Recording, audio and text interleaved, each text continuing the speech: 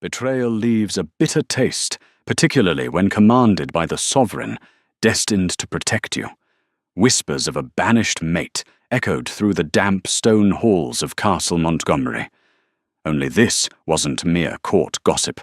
A royal execution order had just been signed, sealing a profoundly devastating world-altering secret. Historical records from the mid-14th century often gloss over the visceral reality of pack politics, painting a sanitized picture of royal werewolf lineages. However, preserved letters from the estate of Lord Reginald Kensington reveal a much darker, far more treacherous narrative surrounding the infamous reign of King Roderick Montgomery. Roderick was not born a cruel man, but the crown of the Northern Territories demanded a heart of iron. He was a colossal alpha, his wolf, a terrifying beast of legend that demanded absolute submission from his subjects. Yet beneath the crushing weight of his newly acquired crown, Roderick harbored a dangerous secret, an intense, all-consuming obsession with a lowly Omega named Rosalind Sinclair. Rosalind was not bred for the brutal courts of high nobility. She was a daughter of the minor house Sinclair, an impoverished lineage that managed the kingdom's eastern agrarian borders. Her beauty was subtle, marked by soft auburn waves, and eyes the color of a tempestuous ocean. But it was her scent, a maddening blend of wild rain and crushed lavender, that had driven the young king to the brink of insanity. For months before his official coronation, they conducted a clandestine affair in the shadowed alcoves of the palace. They were unbound by official rites, but their souls were irrevocably tethered. Rosalind believed in the man behind the crown, trusting the tender whispers he shared when the rest of the world was asleep. But a kingdom cannot survive on whispers. The Montgomery reign was facing severe financial ruin following the border wars. The royal council, led by the cunning and ambitious Lord Reginald Kensington, demanded that Roderick take a mate of formidable standing, Lady Victoria Kensington. Reginald's own daughter was offered alongside a dowry that would instantly refill the kingdom's depleted coffers.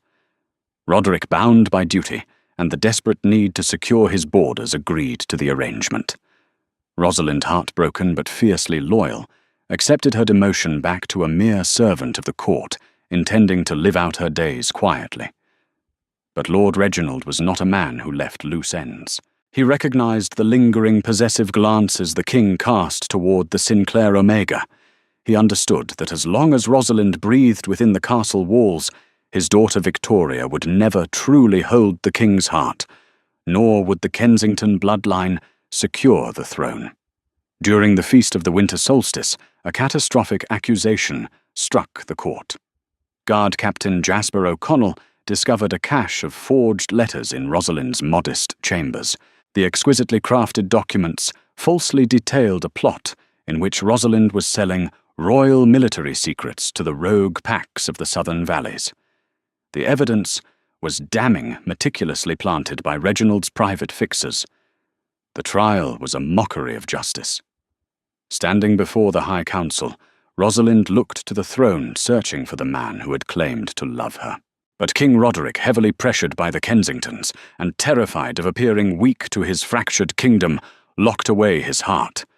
His inner wolf clawed at his chest, howling in agony at the sight of his mate in chains. But the king remained a statue of ice. Treason against the crown is paid with blood. Roderick's voice boomed through the great hall, devoid of any warmth. But out of mercy for your family's past service, I spare your life. You are stripped of your pack status. You are exiled to the Harrowgate Woods.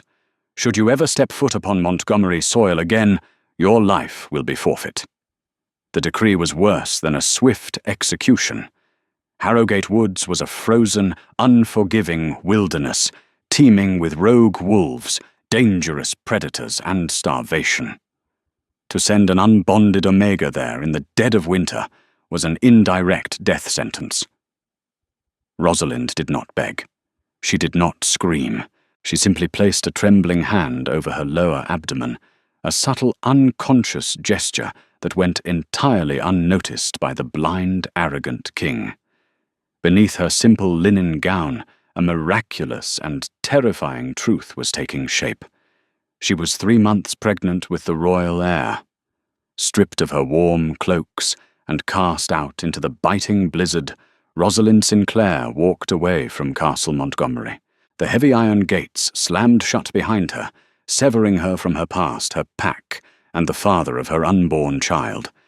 She was cast into the abyss, left to be consumed by the winter. 7 grueling months passed. Historical ledgers from the neighboring village of Oakhaven document an unusually harsh winter one that claimed the lives of seasoned hunters and hardened soldiers alike. Yet against all insurmountable odds, the exiled Omega survived. Rosalind found refuge in the crumbling ruins of an abandoned sanctuary deep within the Harrogate territory. She was not entirely alone.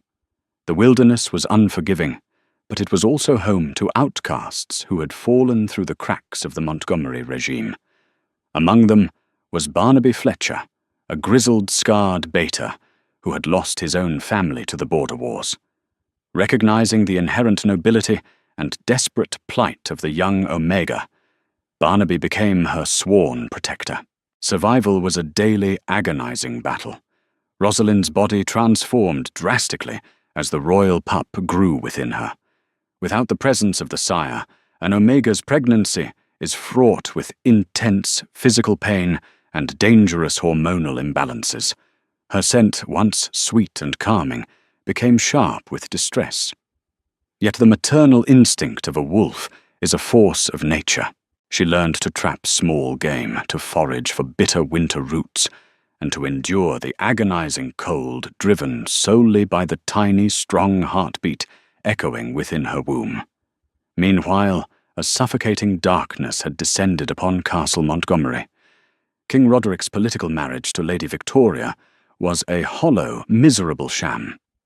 Victoria was vain, cruel to the servants, and entirely devoid of the warmth Roderick secretly craved.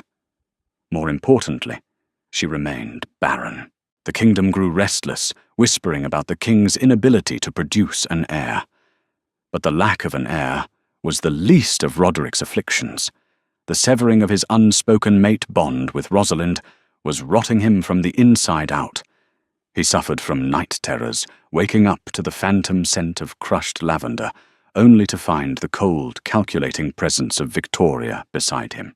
His temper became volatile. His inner wolf grew increasingly feral, pacing violently against the confines of his mind.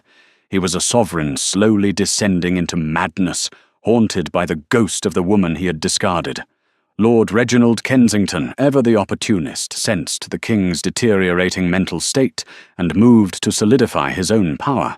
He needed a distraction to unite the kingdom and divert attention from his daughter's failure to conceive. His spies operating on the fringes of the Harrogate woods brought him the perfect opportunity. Rumors had begun to circulate about a mysterious growing faction of rogues in the woods, supposedly rallying around a mysterious figure residing in the old sanctuary ruins. The spies reported that this figure was an Omega-1 who had managed to unite the displaced and the desperate. Reginald presented this intelligence to the King's Council with masterfully feigned panic. "My liege." Reginald urged, his voice echoing in the war room. "This rogue gathering threatens our borders. It is an uprising of the exiled, a direct challenge to your authority. We have reason to believe the leader is the traitor, Rosalind Sinclair, seeking vengeance against the crown." Roderick's heart seized at the name. For months he had forced himself to believe she was dead, claimed by the winter, as the laws of nature dictated. The revelation that she was alive and allegedly plotting against him ignited a complicated inferno of relief rage and profound betrayal. His feral wolf, desperate and confused, lashed out. If she lives, she actively defies her exile.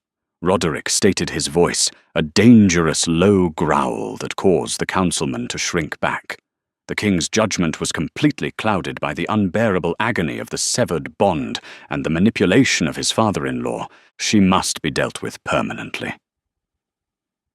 "Your Grace." Reginald pressed, sliding a heavy piece of parchment across the oak table. A warrant for a targeted execution, swift, silent, and absolute. It will crush the rogue rebellion before it begins.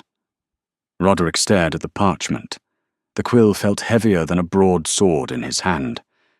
He did not know about the child. He did not know about her struggles, her innocence, or the truth of Reginald's original treason. He only knew the blinding pain of his own shattered heart. With a steady, cold hand, King Roderick signed the death warrant of his true mate. The mission was entrusted to Captain Jasper O'Connell and a squad of 5 elite royal trackers. They were given a clear, uncompromising directive: locate the rogue camp in Harrowgate Woods, execute the Omega leader, and burn the sanctuary to the ground. The trackers departed, under the cover of a moonless night. Jasper, a man of strict military discipline, rode with a heavy conscience. He remembered Rosalind from the court, her gentle demeanour, her soft smiles. He had always harboured private doubts about the evidence he had supposedly found in her chambers suspecting Lord Reginald's foul play. But orders were orders. It took the royal trackers 3 days to navigate the treacherous terrain of Harrowgate. They arrived at the ruins at dawn, moving like lethal shadows through the morning mist. They eliminated the perimeter alarms effortlessly and breached the crumbling stone walls of the sanctuary. Jasper kicked open the heavy, rotting wooden door of the main chamber, his crossbow raised, and aimed at the figure huddled near a dying hearth-fire. "By the order of King Roderick Montgomery, you are sentenced to—" Jasper's voice faltered. The crossbow lowered, trembling in his grip. The elite trackers behind him froze in stunned silence. Standing before them was not a hardened rogue warlord. It was Rosalind Sinclair. She was dressed in ragged furs, her face gaunt and exhausted. But it was her silhouette that paralyzed the royal guards. She was heavily, undeniably pregnant, standing protectively in front of the hearth, one hand resting on her massive belly. As the morning light cut through the ruined roof, Jasper recognized the distinct, undeniable scent rolling off her. It was the scent of pine lightning and royal blood. It was the scent of King Roderick's unborn child. Silence hung heavy in the crumbling sanctuary, broken only by the whistling wind and the ragged breathing of the royal trackers. Captain Jasper O'Connell stood frozen. His crossbow lowered his mind, desperately struggling to process the impossible truth standing before him. The scent of pine and lightning, the undeniable, intoxicating signature of the Montgomery royal bloodline, rolled off Rosalind in thick, undeniable waves. Barnaby Fletcher, the scarred beta protector, stepped out from the shadows, a rusted broadsword gripped tightly in his calloused hands. He positioned himself squarely between the pregnant Omega and the heavily armed guards, his posture radiating a suicidal readiness to defend her. "Hold your fire," Jasper commanded, his voice cracking with an emotion that bordered on absolute terror. He turned to his elite squad, his eyes wide and urgent. "Lower your weapons. Now." The trackers, trained to obey the captain without question, slowly lowered their crossbows, though their confusion was palpable. They too possessed heightened olfactory senses. They could smell the royal pup. To strike down a female carrying an Alpha King's heir was the highest heresy in their ancient culture, an act that would condemn their souls to the darkest pits of the afterlife. "She is carrying the king's child," one of the trackers whispered, his face pale beneath his iron helm. "Captain, the orders—" The orders were based on a treasonous lie. Jasper interrupted his voice, dropping to a harsh, dangerous whisper. His military conditioning battled violently with his innate wolf instincts. He looked back at Rosalind. Her face was gaunt, her lips chapped from the biting cold, but her eyes held a fierce, unbreakable maternal fire. She placed both hands protectively over her swollen abdomen, anticipating the fatal strike. "Jasper." Rosalind breathed, recognizing the captain from her days at court. "If you must carry out Reginald's bloody work, do it. But spare my child. Cut him from me, and take him to Roderick. He is innocent." Hearing her selfless plea, shattered the last remnants of Jasper's resolve. He sheathed his weapon and dropped to one knee, bowing his head in a gesture of profound respect. The rest of the squad followed suit, the clatter of armored knees hitting the stone floor echoing through the ruins. "No blade will touch you today, Lady Rosalind," Jasper swore solemnly, "nor will any harm come to the royal heir." Jasper knew the gravity of his next decision. To disobey a direct royal execution warrant was treason. To return empty-handed meant his own head would end up on a pike. But to kill his future king was an atrocity he would not commit. He ordered his men to secure the perimeter and share their rations with Barnaby and Rosalind, instructing them to fortify the sanctuary against the elements. "I must ride back to Castle Montgomery alone," Jasper explained to Rosalind, leaving his heavy winter cloak draped over her trembling shoulders. The king signed that warrant, blinded by grief and Lord Reginald's poison. If he knew the truth, if he knew about the child, "He exiled me, Jasper," Rosalind replied bitterly, tears finally breaking through her stoic facade. "He did not trust me. Why would he believe you now?" "Because an alpha cannot deny the scent of his own blood," Jasper stated with absolute certainty. The journey back to the capital was a grueling, sleepless blur. Jasper rode his warhorse to the point of exhaustion, plunging through snowdrifts and icy streams, driven by a desperate race against time. He knew that if Lord Reginald discovered the execution had been halted, the cunning councilman would dispatch his own private assassins to finish the job. Upon his arrival at Castle Montgomery, Jasper bypassed the chain of command entirely. He ignored the demanding shouts of the royal guards and stormed directly toward the king's private study. Inside, King Roderick was a terrifying portrait of ruin. He was pacing before a roaring fireplace, nursing a goblet of dark spirits. The king had not slept since signing the warrant.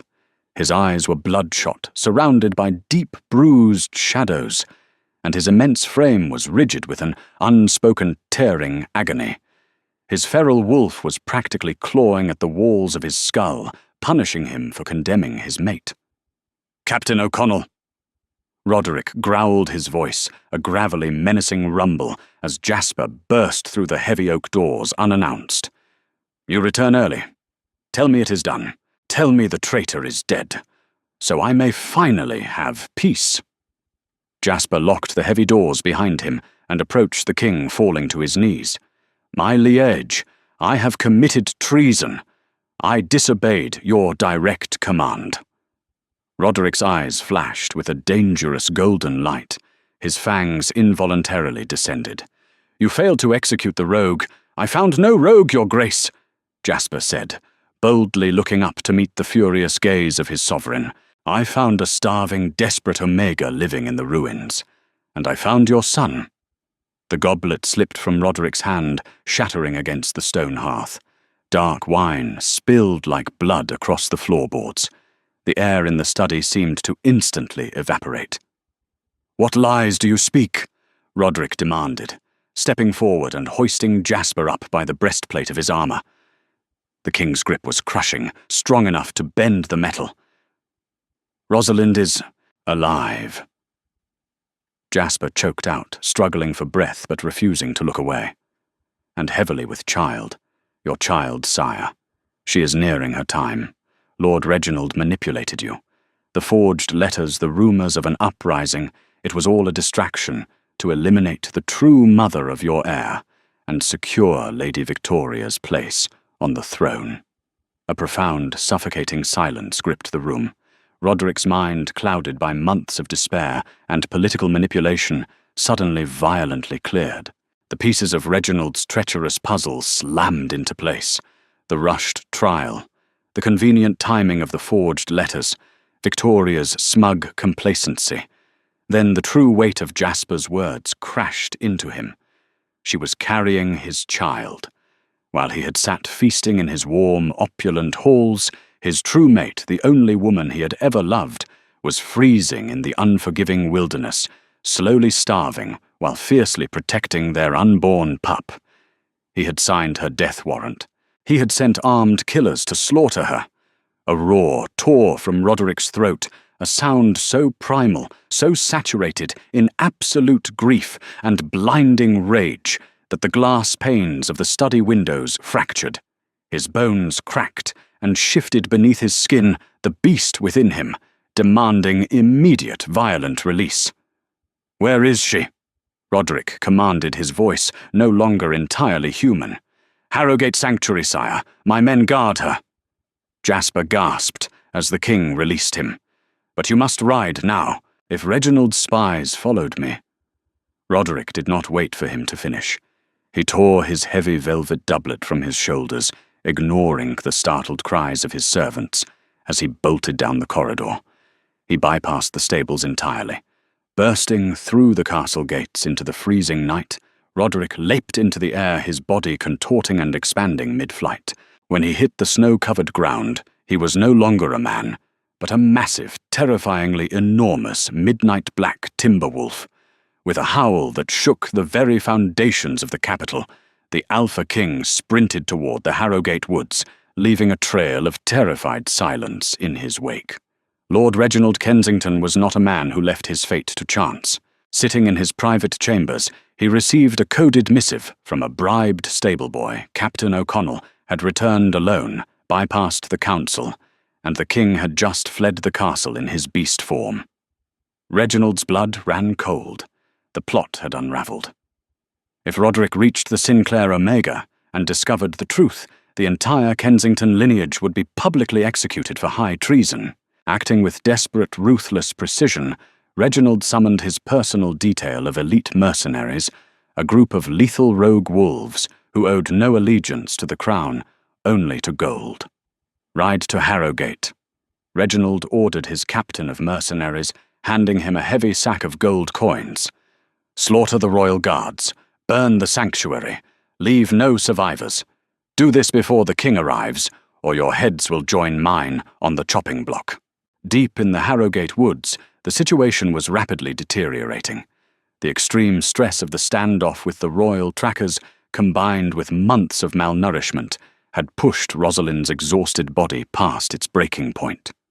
As night fell, and a fresh blizzard began to howl through the trees, she collapsed, clutching her stomach. Her water had broken. Barnaby and the royal trackers scrambled to create a makeshift birthing bed near the hearth, boiling snow in dented iron helms, and tearing their cloaks into clean strips. Rosalind screamed, her body arching in absolute agony. Without the Alpha Sire present to provide his calming pheromones, the pain of a werewolf birth was magnified 100-fold. Suddenly, a blood-curdling shriek pierced the howling wind outside. One of Jasper's trackers stationed at the perimeter had his throat torn out before he could even sound the alarm. Reginald's mercenaries had arrived. "Defend the doors!" Barnaby roared, grabbing his rusted broadsword. The remaining royal guards formed a defensive semicircle around the screaming Omega. The heavy sanctuary doors burst open, splintering into shrapnel, as a dozen massive, snarling rogue wolves flooded into the chamber. A brutal, bloody melee erupted. Swords clashed against savage claws, the metallic tang of blood mixed with the scent of wood smoke and fear. Barnaby fought with the ferocity of a much younger man, taking down 2 mercenaries before a massive rogue clamped its jaws onto his shoulder, dragging him to the stone floor. The royal trackers, outnumbered and overwhelmed, were being systematically slaughtered. A rogue wolf, its fur matted with fresh blood, locked its glowing yellow eyes on Rosalind. It stalked toward the defenseless, laboring Omega, its jaws dripping with saliva. Rosalind tried to push herself backward against the cold stone wall, sobbing, shielding her belly with her bare hands. "Please," she begged, her voice raw. "Please, not my baby." The mercenary lunged. Before its jaws could snap shut, a terrifying explosion of stone and timber erupted from the collapsed roof of the sanctuary. A massive shadow blotted out the moonlight, dropping from the sky like an avenging demon. King Roderick landed directly on top of the attacking rogue. With a sickening crunch, the Alpha King's massive jaws crushed the mercenary's skull instantly. The remaining mercenaries froze their blood, turning to ice. Standing before them was a beast out of their darkest nightmares. Roderick's midnight fur bristled his golden eyes, burning with a murderous, unholy fire. The scent of his enraged alpha aura was so paralyzing that several mercenaries involuntarily dropped to their bellies in submission. But Roderick offered no mercy. He was an engine of absolute destruction. He moved with blinding speed, a whirlwind of claws and teeth. He tore through Reginald's assassins with terrifying ease, severing limbs and snapping spines. He fought not as a king protecting his borders, but as a desperate mate protecting his family.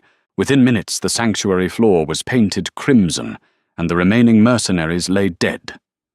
Panting heavily, his muzzle stained with the blood of his enemies, the massive black wolf turned toward the hearth. Rosalind was trembling violently, her eyes wide with shock and pain. Slowly, Roderick's massive form began to shrink and shift. Bones cracked and realigned until he knelt before her in his human form, completely unbothered by the freezing air. "Rosalind." Roderick choked out tears streaming down his bruised, exhausted face. He reached out with trembling, blood-stained hands, terrified she would pull away. Instead, Rosalind lunged forward, burying her face into his chest, inhaling the scent of his skin that she had missed so desperately. The mate bond, dormant and severed for months, slammed back into place with the force of a tidal wave, flooding both of them with intense warmth and healing energy. "You came," she sobbed, gripping his broad shoulders as another agonizing contraction tore through her. "I am here, my love. I am so sorry. I am so sorry." Roderick wept, pressing his forehead against hers. "I will never let you go again." His presence, his scent, and his touch acted as an immediate anchor. The intense pain of the labor began to ease into a manageable pressure as the mate bond stabilized her fluctuating hormones. "The baby." Rosalind gasped, squeezing his hand tight enough to break fingers. "He's coming. Now." Amidst the carnage of the ruined sanctuary, surrounded by the loyal dead and the flickering light of the dying fire, King Roderick Montgomery delivered his own child. When the sharp, demanding cry of a newborn pup finally echoed through the stone walls, the raging blizzard outside seemed to instantly calm. Roderick gently wrapped the tiny, squirming infant in his own shredded velvet doublet, holding him close to his chest, before carefully placing him in Rosalind's tired, waiting arms. It was a boy. A strong, perfect male heir, already radiating the faint scent of pine and wild rain. "He is beautiful," Roderick whispered, kissing Rosalind's sweat-dampened forehead with profound reverence. "He is exactly like his mother." The return to Castle Montgomery 3 days later was a spectacle that would be recorded in the kingdom's history books for centuries. King Roderick rode through the capital gates on his war horse, wrapped in heavy furs, carrying the exhausted but radiant Rosalind Sinclair securely in his arms, the newborn prince bundled warmly against her chest. Behind them rode Captain Jasper O'Connell and the surviving guards escorting a makeshift litter carrying the wounded hero, Barnaby Fletcher. The court was summoned immediately. The fury of the Alpha King was absolute and uncompromising. Lord Reginald Kensington was dragged from his chambers in irons. Confronted with the surviving assassins and the testimony of Captain O'Connell, the traitor's plot was laid bare before the entire council. Reginald begged for mercy, citing his years of service to the crown. "You used my grief to mask your treason," Roderick declared from the throne, his voice echoing with lethal authority. "You sent assassins to murder an innocent Omega and the royal heir. Mercy is a privilege reserved for those with honor. Lord Reginald was executed at dawn, Lady Victoria stripped of her ill-gotten royal titles, and immense wealth was permanently banished from the Northern Territories, left to wander the continent as a common outcast."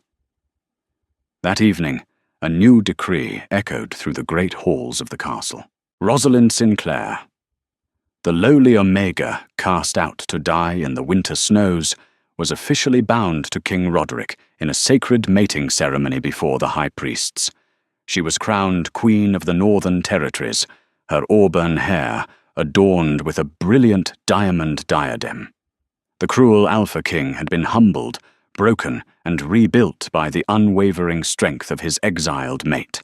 Castle Montgomery, once a cold fortress of political manipulation, was finally filled with the warmth of genuine love and the joyful echoing laughter of a growing royal pack.